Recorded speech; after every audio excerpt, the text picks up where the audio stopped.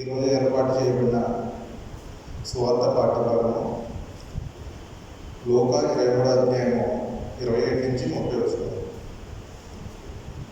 గొప్ప జనసమూహమును ఆయనను గూర్చి రొమ్ము కొట్టుకొనొచ్చు దుఃఖించుచున్న చాలామంది స్త్రీలను ఆయనను వెంబడించిరి.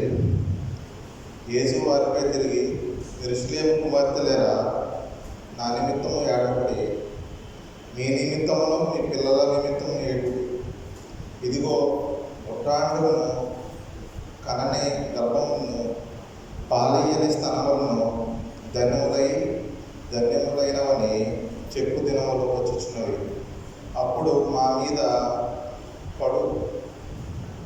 పడుదని పర్వతములతో, మమ్మను కప్పుడని కొండలతోనూ జనులు చెప్పసాగదు. వాక్యంతో